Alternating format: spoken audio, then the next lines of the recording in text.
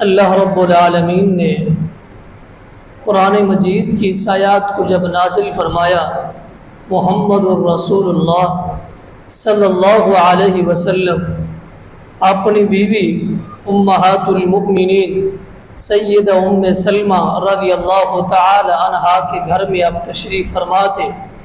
آیات یہ نازل ہوئی جو کہ سورۃ احزاب میں موجود ہے، انما یرید اللہ لیذہب عنکم الرجس اہل البیت۔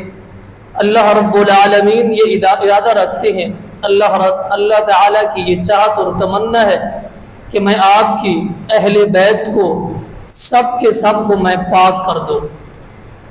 جب یہ آیات نازل ہوئی تو نبی اکرم صلی اللہ علیہ وسلم نے سیدنا علی مرتضیٰ، سیدہ فاطمہ الزہرا، سیدنا حسن و حسین رضی اللہ تعالی عنہما، ان کو بلا لیا آپ نے اسی ہی گھر میں، اسی جگہ پہ اپنے قریب فرما کے آپ نے اپنی چادر مبارک اوپر اوڑھ لی۔ یہ چاروں بھی موجود ہیں۔ نبی اکرم صلی اللہ علیہ وسلم نے اپنی چادر کو اوپر اوڑھ لیا۔ یہ وہ چادر ہے، یہ وہ کملی ہے اور یہ وہ پاکیزہ چادر ہے جس کا ذکر قرآن مجید کے اندر موجود ہے، جس کی گواہی قرآن نے اس انداز میں دی ہے، یا ایھا المدثر یا ایھا المزمل۔ یہ وہ چادر ہے جو پاکیزہ چادر ہے۔ تو آپ صلی اللہ علیہ وسلم نے ان چار ہستیوں کے اوپر اس چادر کو اوڑھ لیا۔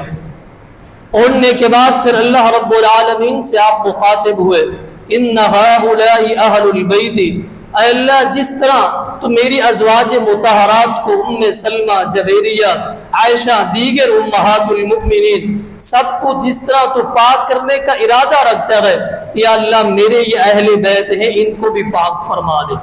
نبی اکرم صلی اللہ علیہ وسلم اس گھرانے کو اہل بیت شمار کر رہے ہیں۔ یہ وہ پاکیزہ گھرانہ ہے، یہ وہ عظیم ہستی ہیں جن کے متعلق نبی اکرم صلی اللہ علیہ وسلم نے کچھ اس انداز میں آپ نے ارشاد فرمایا، جو کہ صحیح مسلم کے اندر حدیث موجود ہے۔ آپ نے فرمایا کہ ان تارک فیکم ثقلین۔ ایک حدیث تو مسند موطا امام مالک کے اندر موجود ہے جو کہ معروف ہے، ترکت فیکم امرین لن تضلوا ما تمسکتم بہما کتاب اللہ و سنت رسولہ۔ ایک حدیث یہ موطا امام مالک میں ہے، جو حدیث میں پڑھ رہا ہوں وہ صحیح مسلم کے اندر ہے، ان تارکم فیکم ثقلین، لوگوں میں تمہارے پاس دو بھاری بھرکم چیزیں چھوڑ کے جا رہا ہوں۔ وہ بھاری چیزیں کون سی ہے؟ ثقلین، محدثین نے اس کی وضاحت کچھ یوں کی ہے، گھر کے اندر جو قیمتی اثاثہ ہوتا ہے، قیمتی سامان ہوتا ہے، اسے ثقلین کہا جاتا ہے۔ انسان جسے سب لوگوں سے چھپا کے اس کو رکھتا ہے، اس کو ظاہر نہیں کر سکتا، جس طرح پیسہ ہے یا درہم و دینار ہے یا سونا اور چاندی زیورات ہے، انسان کے ہاں یہ سب سے ثقلین اور بھاری بھرکم قیمتی چیزیں ہیں، انسان اسے چھپا کے رکھتا ہے۔ اسی کے لیے کہا ہے ان تارک فیکم ثقلین، میں تمہارے پاس دو بھاری بھرکم چیزیں چھوڑ کے جا رہا ہوں۔ وہ دو چیزیں کون سی ہیں؟ فرمایا کہ الکتاب اللہ و اہل البیت، ایک اللہ رب العالمین کی کتاب قرآن مجید ہے، دوسرا اہل بیت ہے۔ ان دونوں کو آپ نے مضبوطی کے ساتھ پکڑ کے رکھنا ہے۔ اہل بیت کی عزت، ادب و احترام تمہارے اوپر لازمی اور ضروری ہے۔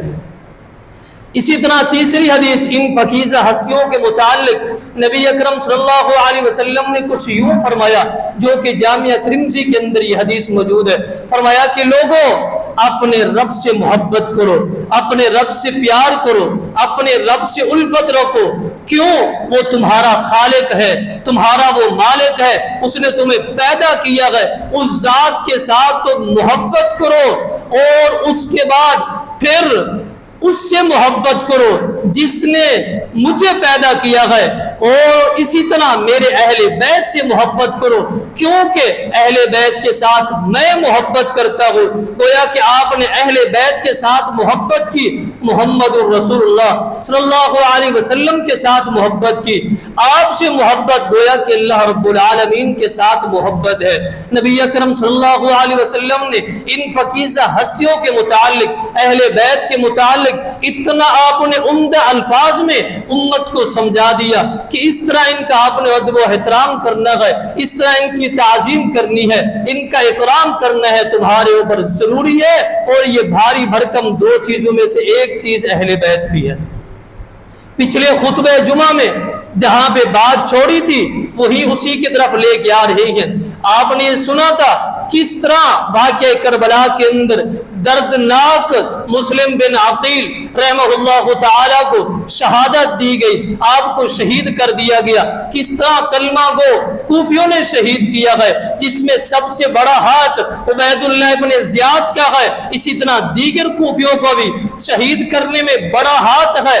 آپ نے سنا تھا آگے مسلم بن عقیل رحمہ اللہ تعالی جانے کے بعد، کوفہ پہنچنے کے بعد، یہ سفیر حسین ہے رضی اللہ تعالی عنہما، پہنچنے کے بعد خط لکھتے ہیں، اے حسین رضی اللہ تعالی عنہ، کوفے کے حالات سازگار ہیں، آپ سفر کرتے ہوئے چلتے ہوئے آپ کوفہ پہنچے، لوگ آپ کے ہاتھ پہ بیعت کرنے کے لیے تیار ہیں۔ آپ کے ذہن کے اندر یہ بات ہونا ضروری ہے، بہت زیادہ ضروری ہے، اب حد ضروری ہے، اتنا ضروری ہے، یہ پہلی شہادت نہیں ہو رہی۔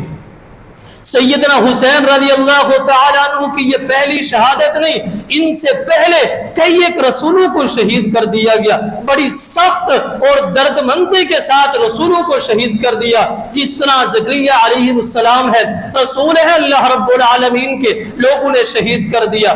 یحییٰ علیہ السلام ہے، اللہ رب العالمین کے رسول ہے، لوگوں نے دو حصوں میں شہید کر دیا ہے۔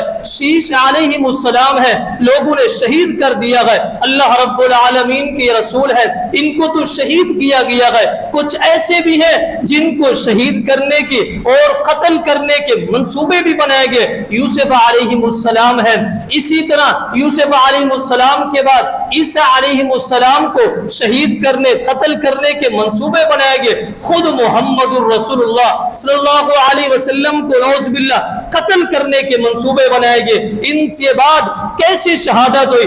عمر بن خطاب رضی اللہ تعالی عنہ شہید ہوئے، عثمان غنی رضی اللہ تعالی عنہ کو شہید کر دیا گیا، سیدنا حسن رضی اللہ تعالی عنہ کو شہید کر دیا۔ جنگ صفین ہے، جنگ جمل ہے، کتنا ایک جنگیں ہیں اور کتنا صحابہ کرام اور پاکیزہ ہستیوں کو شہید کر دیا گیا ہے۔ اسی طرح جس طرح ان سب کی شہادت برحق ہے، اسی طرح سیدنا امام حسین رضی اللہ تعالی عنہ کی شہادت برحق ہے۔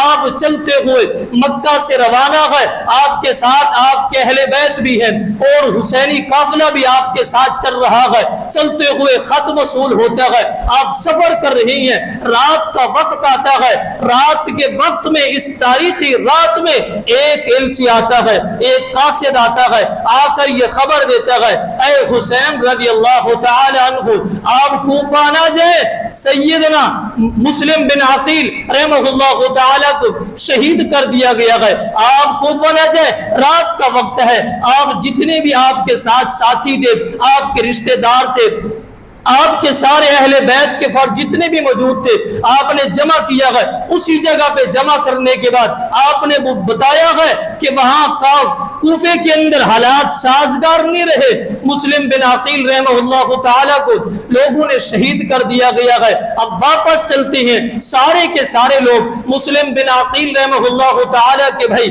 یا دیگر جتنے بھی تھے، ہم آگے جائیں گے، مسلم بن عقیل رحمہ اللہ تعالیٰ کا بدلہ لیں گے، ان کے ساتھ بدلہ لے کے واپس آئیں گے، ہمارے ساتھ آپ آگے چلے۔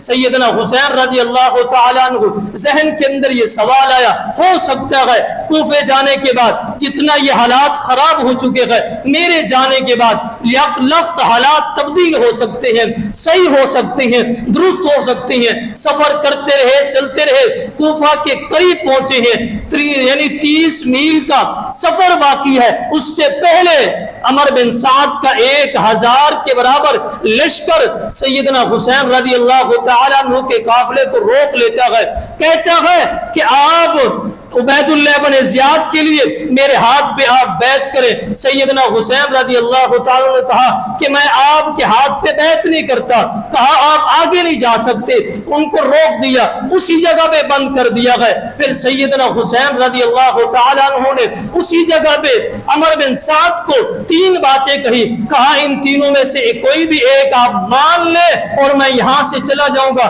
پہلی بات یہ ہے مجھے واپس مدینہ جانے دے۔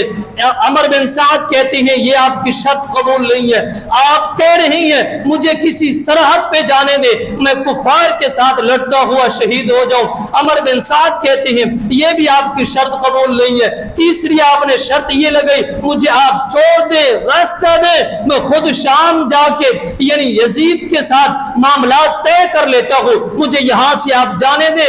عمر بن سعد کہتے ہیں یہ تیسری شرط آپ کی کچھ معقول نظر آ رہی ہے، کچھ سمجھ آ رہی ہے، آپ ایسا کریں جو راستہ کوفے سے شام کی طرف جاتا ہے اس کے اوپر آپ سفر کرنا شروع کریں، میں خط لکھتا ہوں عبید اللہ بن زیاد کے بعد وہاں سے جو جواب آئے گا اسی کے مطابق ہم فیصلہ کریں گے۔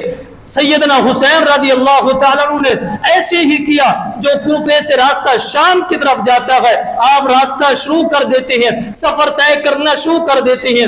اوپر کی طرف سیدنا حسین رضی اللہ تعالیٰ عنہ ایک پہاڑی ہے، اس پہاڑی کے اوپر سے سیدنا حسین رضی اللہ تعالیٰ کا یہ قافلہ جا رہا ہے، نیچے سے عمر بن سعد کا یہ قافلہ برابر ہی جا رہا ہے، جو کہ 1000 کے دستے کے اوپر یہ موجود ہے، اور اتنے میں خط واپس آ جاتا ہے۔ سیدنا حسین رضی اللہ تعالیٰ عنہ جو کوفے سے شام کی طرف راستہ جاتا ہے، بیچ میں کربلا کا مقام آتا ہے، نینوا کا مقام آتا ہے، اسی جگہ پہ آپ پہنچے ہیں، اور یعنی 7 محرم الحرام ہو چکی ہے۔ یہاں اس جگہ پہ پہنچنے کے بعد وہاں سے یہ خط آتا ہے۔ جیسے خط وہاں پہنچے ابن زیاد نے یہ خط پڑھا، امام کے اندر شمر بھی موجود ہے، خط پڑھنے کے بعد شمر آگے سے یہی کہتا ہے۔ عبید اللہ ابن زیاد کو اتنا خبر اور علم نہیں تھا کہ کوفیوں نے کس انداز میں یہ خط لکھے ہیں، وہ تو بعد میں آئے تھے، پچھلے خطبے کے اندر آپ نے سنا ہے، بعد میں ان کو امیر بنایا گیا تھا کوفے کا۔ جیسے وہ پہنچے ان کے علم ہی نہیں تھا کہ کوفیوں نے کتنا خط لکھے ہیں۔ سیدنا حسین رضی اللہ تعالیٰ کو شمر ساری باتیں بتا دیتا ہے، اگر آپ نے یہ اجازت دے دی شام جانے کی تو ہمارا کیا بنے گا، پھر آپ کیا بنے گا۔ ساری کوفیوں نے مل کے سیدنا حسین رضی اللہ تعالیٰ عنہ کو خطوط لکھے ہیں۔ اس خط کے اندر 2 ہی باتیں موجود تھی۔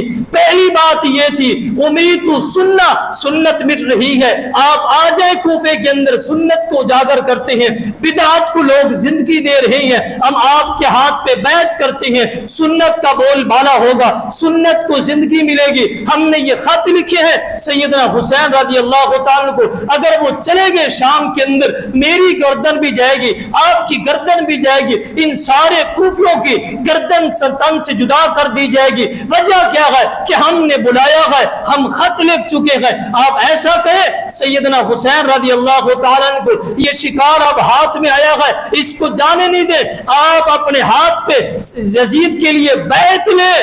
ابن زیاد نے ایسے ہی خط لکھا اور خط روانہ کر دیا۔ عمر بن سعد کے پاس یہ خط پہنچتا ہے، عمر بن سعد سیدنا حسین رضی اللہ تعالیٰ عنہ کے بعد یہ خط لے کے آئے ہیں، پیچھے شمر بھی اپنا دستہ لے کے ابن زیاد کے حکم کے مطابق وہ بھی آ جاتا ہے۔ اب یہ بات چلتی ہوئی اسی طرح یہ 10 اور 9 محرم کی درمیانی رات آ جاتی ہے۔ اب اس درمیانی رات میں اس سے پہلے شمر نے عمر بن سعد رضی اللہ تعالیٰ عمر بن سعد سے یہی کہا تھا، آپ حسین اگر حسین رضی اللہ تعالیٰ عنہ کو یہ خط واپس نہیں کرتے اور بیعت کرنے کے لیے تیار نہیں ہے تو ان کو جنگ کے لیے آمادہ کر لے، جنگ کے لیے ان کو آپ تیار کر لے۔ اور 10 اور 9 محرم کی درمیانی یہ رات آ جاتی ہے۔ سیدنا حسین رضی اللہ تعالیٰ عنہ اپنے سارے قافلے والوں کو ایک خطبہ دیتے ہیں، جمع کر کے رات کا وقت ہے، اور تہجد کا ٹائم ہے، بلا کے خطبہ دے رہے ہیں، میرے دوست، میرے ساتھی، میرے رشتہ دار، اگر صبح ہو گئی آپ یہاں موجود ہیں، یہ سارے کوفی یہ میرے ہی جان کے در پہ ہے، آپ کو یہ کچھ بھی نہیں کہے گے، آپ راتی رات یہاں سے سفر کرے، آپ واپس چلے جائیں، صبح کا وقت اگر آپ کو یہ نہیں پائیں گے، آپ کے پیچھے یہ سفر نہیں کریں گے، ان کا مقصود تو میں حسین ہی ہوں، یہ مجھے ہی قتل کرنا چاہتے ہیں، میرے ساتھ ہی جنگ کرنا چاہتے ہیں، آپ واپس چلے جائیں۔ سارے کے سارے اہل بیت کے یہ فرد اٹھے اور سیدنا حسین رضی اللہ تعالیٰ کے ساتھ چمٹ گئے، گلے لگا لیا، سینے لگا لیا، کہاں مریں گے زندہ رہیں گے، اے حسین رضی اللہ تعالیٰ عنہ آپ کے ساتھ ہی زندہ رہیں گے، آپ کے ساتھ ہی جائیں گے، اور یہ تقدیر کا فیصلہ اسی کے اوپر ہم راضی ہیں۔ سیدنا حسین رضی اللہ تعالیٰ عنہ انہیں سمجھاتے رہے، اہل بیت کا ایک فرد بھی واپس نہیں لوٹا۔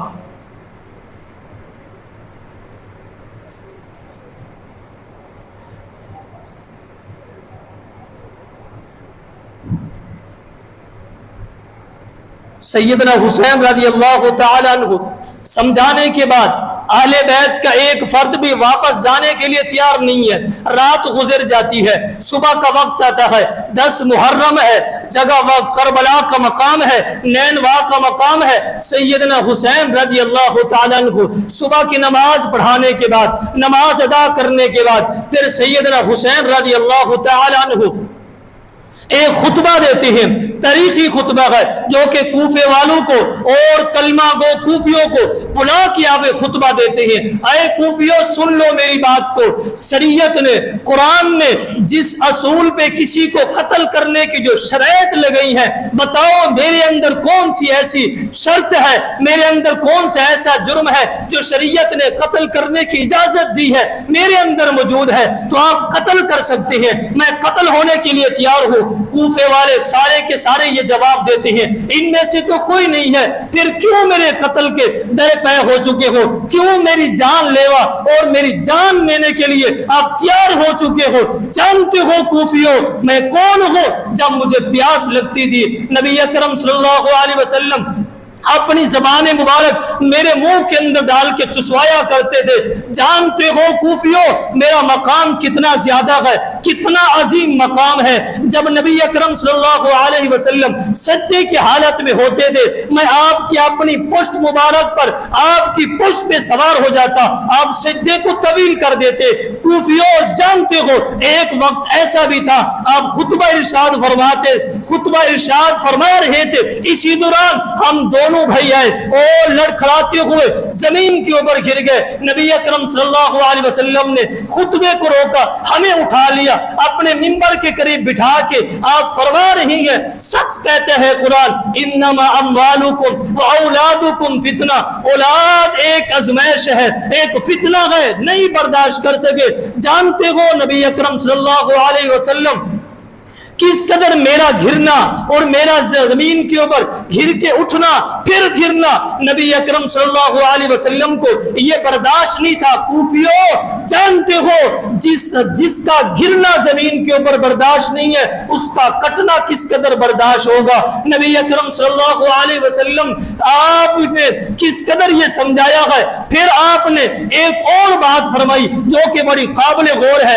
کہتے ہیں کوفیوں سن لو، اس زمین کے اوپر مجھ سے کوئی بہتر شخص ہے تو آپ لے آؤ اور پیش کرو، یہ روح زمین کے اوپر آج کوئی زندہ ہے تو اس کو لے آؤ جو مجھ سے بہتر ہے۔ سارے کوفی کے کوفی سارے کے سارے خاموش ہیں اور سر جھکائے ہوئے کھڑے ہوئے ہیں۔ کون ہو جو سیدنا حسین رضی اللہ تعالیٰ عنہ کے آگے بولے، کیونکہ ساری سچی ہی باتیں ہیں اور ساری ہی پکی ہی باتیں سیدنا حسین رضی اللہ تعالیٰ عنہ کر رہے ہیں۔ آخر کار یہ سارے کے سارے کوفی جب خط مانگ رہے ہیں اور آپ کے ہاتھ پہ بیعت کے لیے آپ کو آمادہ کر رہے ہیں، ابن زیاد کے لیے آپ نے منع کر دیا، کہا خط بھی واپس نہیں کروں گا اور آپ کے ہاتھ پہ بیعت بھی نہیں کروں گا۔ پھر شمر کہتا ہے تیار کر لو سیدنا حسین رضی اللہ تعالیٰ کو جنگ کے لیے، اور اسی طرح سارے کے سارے جنگ کرنے کے لیے اب تیار ہو گئے۔ اس میں عورتیں بھی ہیں اور بچے بھی ہیں، کوئی اسلحہ نہیں ہے، کیونکہ جنگ کی غرض سے آپ گئے ہی نہیں تھے، جنگ کے نظریے سے آپ گئے ہی نہیں تھے۔ ان لوگوں نے بلایا تھا آپ کے ہاتھ پہ بیعت کریں گے، آپ تو جنگ کی غرض سے گئے ہی نہیں ہے۔ سارے کے سارے کوفی ٹوٹ پڑے، ادھر حسینی قافلہ سارا کا سارا ان کے لیے جنگ کرنے کے لیے، اپنا دفاع کرنے کے لیے دفاع کر رہی ہے، جتنا طاقت تھی جتنا قوت تھی لگا رہی ہے۔ ایک روایت کے مطابق آتا ہے 17 لوگ، ایک روایت کے مطابق آتا ہے 34 لوگ، ایک روایت کے مطابق آتا ہے 72 لوگ، سارے کے سارے اہل بیت کے فرد یہ شہید ہو گئے ہیں۔ سیدنا حسین رضی اللہ تعالیٰ کے جسم مبارک کے اوپر 34 کے قریب زخم لگ چکے ہیں، 34 کے قریب تیر لگ چکے ہیں۔ کوئی ایک کوفی بھی، کوئی ایک کلمہ گو کوفی بھی ان کی تلوار کے اندر ایک ہمت نہیں ہو رہی، طاقت نہیں ہو رہی، کون جائے سیدنا حسین رضی اللہ تعالیٰ کے جسم کے اوپر وار کرے، کیونکہ یہ اطرت رسول ہے، کیونکہ یہ نواسہ رسول ہے۔ اگر ہم نے اپنی تلوار سے ان کو قتل کر دیا، شہید کر دیا، تو ہمارے لیے رسوائی کا باعث ہے۔ ایک دوسرے کو آگے کر رہی ہے، تم جا کے تلوار سے وار کرو، تم تلوار سے وار کرو۔ آخر کار عمر بن سعد یہ دیکھ رہی ہے، کوئی بھی ایک کوفی مسلمان کوئی بھی تیار نہیں ہے جو سیدنا حسین رضی اللہ تعالیٰ عنہ کے جسم کے اوپر یہ وار کرے۔ عمر بن سعد چلتے ہوئے خیمے کے قریب سیدنا حسین رضی اللہ تعالیٰ عنہ کو شہید کرنے کی غرض سے یہ جا رہی ہیں۔ قریب سے گزرتی ہے خیموں سے سیدنا زینب بنت علی رضی اللہ تعالیٰ نے دیکھ لیا کہ عمر بن سعد جا رہی ہیں قتل کرنے کی غرض سے، اس نظریے سے جا رہی ہیں۔ پیچھے سے آواز دیتی ہیں، عمر بن سعد کیا کرنے جا رہے ہو؟ پتہ ہے کس کو شہید کرنے، کس کو قتل کرنے جا رہے ہو؟ یہ اطرت رسول ہے اور یہ نواسہ رسول ہے، یہ اہل بیت کا فرد ہے۔ اگر آپ نے اس کو قتل کر دیا تمہیں رسوائی سے، ضلالت سے کوئی بچانے والا نہیں ہوگا۔ عمر بن سعد کے دل کے اوپر یہ وار لگا، یہ چوٹ لگی، پیچھے ہٹتے ہیں۔ شمر نے دیکھا کہ عمر بن سعد بھی بزدلی کا مظاہرہ کر رہا ہے، شمر نے وہیں سے آواز لگئی، سنعان بن انس کو آواز لگئی، اور اسی طرح ایک تمیمی زرع بن شریل تمیمی اسے آواز لگاتے ہیں۔ قریب آتے ہیں، سنان بھی قریب آ گیا، زرع بھی قریب آ گیا۔ یہ دونوں کوفی ہیں، کہہ رہے ہیں شمر کہ تمہارے سوا سیدنا حسین رضی اللہ تعالیٰ کو کوئی بھی شہید کرنے کے لیے تیار نہیں ہے۔ یہ دونوں بدبخت تیار ہو گئے، دونوں کے دونوں قریب جاتے ہیں۔ پہلے زرع وار کرتا ہے آپ کی پشت کے اوپر، آپ کے کمر کے اوپر وار کرنے کے بعد پھر یہ سنان آپ کی گردن کے اوپر یہ وار کرتا ہے تلوار کے ساتھ۔ آپ گھوڑے سے جیسے ہی نیچے گرنے لگے، شمر قریب جا کے اپنی تلوار سے وار کرنے کے بعد آپ کے سر مبارک کو جسم سے الگ کر کے اٹھا کے خولی کی طرف پھینک دیتا ہے۔ ایک خولی جس کے اندر سر رکھا جاتا ہے، سر رکھنے کے بعد یہ سارے کے سارے کوفی سیدنا حسین رضی اللہ تعالیٰ کو شہید کرنے کے بعد اب خیموں کی طرف جا رہے ہیں۔ ساری عورتوں کو خیموں سے باہر نکال دیا، باہر نکالنے کے بعد سارے کے سارے خیموں کو آگ لگا دی، جتنے بھی خطوط تھے سب خطوں کو آگ لگا دی۔ ان کا مقصد یہی تھا کہ ہمیں خط دے، خط مل گئے، ان کو آگ لگا دی۔ نہ یہ ثبوت ہوگا نہ یزید کے پاس جائے گا، نہ یہ ثبوت ہوگا نہ شام میں جا کے یہ ثبوت کھلے گا۔ سارے کے سارے شہید کرنے کے بعد پھر کیا کرتے ہیں یہ کوفی؟ سیدنا حسین رضی اللہ تعالیٰ کے سر مبارک کو بھی لے لیتے ہیں، اور یہ ساری عورتیں وہاں سیدنا حسین رضی اللہ تعالیٰ کی بیٹی بھی موجود ہے سکینہ بنت حسین، سیدنا حسین رضی اللہ تعالیٰ کی بہن بھی موجود ہے زینب بنت علی رضی اللہ تعالیٰ کو ساتھ لے لیتے ہیں۔ سر بھی سواری کے اوپر سوار ہے، ساتھ بیٹی بھی چل رہی ہے، ساتھ بہن بھی چل رہی ہے۔ اگر بیٹی والے یا بہن والے آپ موجود ہیں، جانتے ہیں بیٹیاں باپ سے کتنا محبت کرتی ہیں، کتنا الفت رکھتی ہیں، کتنا باپ کے لیے جان دینے کے لیے تیار ہو جاتی ہے۔ جانتے ہو بہنیں ماں کا مقام رکھتی ہیں اور بھائیوں کو کس انداز میں پروان چڑھاتی ہیں، اور یہ تو حسین جیسا بھائی ہے اور یہ تو حسین جیسا باپ ہے جس کا سر بھی موجود ہے، اور 30 میل کا یہ سفر ہے، ساتھ ساتھ چل رہی ہیں، سر کو بھی دیکھ رہی ہیں۔ اتنا یہ بات بدبخت لوگ ہیں ان عورتوں کو ساتھ لے کے چل رہے ہیں. یہ قافلہ چلتا ہوا کوفے میں جا کے یہ پہنچتا ہے.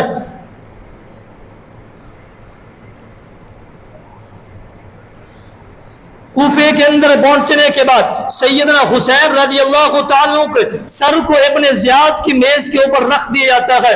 تاریخ کے اندر آتا ہے, طبقات ابن سعد کے اندر یہ بات موجود ہے. ابن زیاد کا یہ اصول تھا, اپنے ہاتھ میں وہ لاٹھی رکھتا تھا, اس لاٹھی کے ذریعے سیدنا حسین رضی اللہ تعالیٰ کے چہرے مبارک کے اوپر اس لاٹھی کو یہ چلا رہا ہے, اس کے ساتھ یہ کھود رہا ہے. اور ساتھ ہی سیدنا انس رضی اللہ تعالیٰ کو کھڑے ہوئے موجود ہیں, کہہ رہے ہیں ابن زیاد کیا کر رہا ہے, کس ہستی کے چہرے کو کھرید رہا ہے. میں نے دیکھا ہے وہاں بوسہ لیتے ہوئے محمد الرسول اللہ صلی اللہ علیہ وسلم کو اپنے جذبات کا اظہار, سیدنا انس رضی اللہ تعالیٰ عنہ کو یہ جذبات کا اظہار کر رہے ہیں.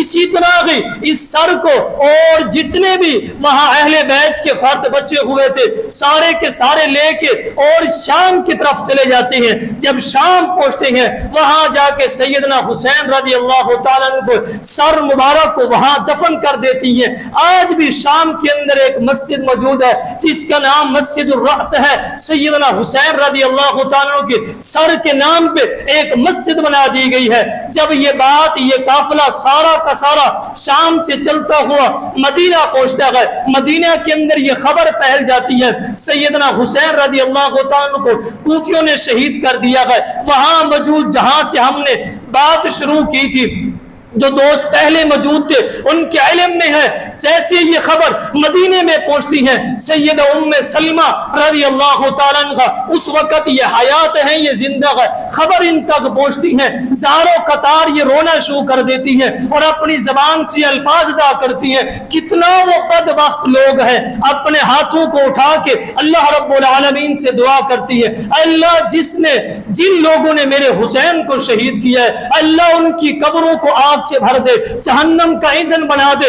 جنہوں نے یہ ساتھ دیا ہے, مشورہ دیا ہے, جتنا بھی جس کا جو ہاتھ ہے سیدنا حسین رضی اللہ تعالیٰ کو شہید کرنے میں, صحیح مسلم کی حدیث ہے, شہید کرنے میں جس کا جو ہاتھ ہے اللہ ان کی قبروں کو آگ سے بھر دے, اس کے اوپر اللہ لعنت فرما دے.